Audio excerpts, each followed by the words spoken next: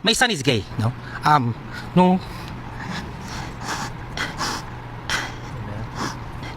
Nung sinulat ko yun, hindi niya pa sinasabi sa amin.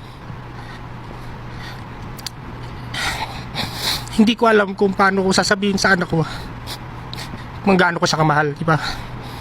And I know,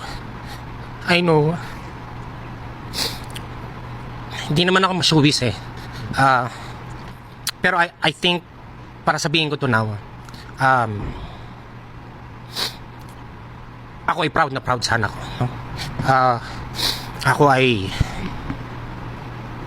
excited sa kung ano mang ang kaya niyang ma-achieve sa buhay niya. So it's how life parang gives you hints of magic sa here and there, di ba? Nung natapos ko yung Serena, hindi ko naman alam eh. No? And then, I don't mind. Anak ko yun eh. Ako'y proud na may anak ako, nakatulad ni Daniel.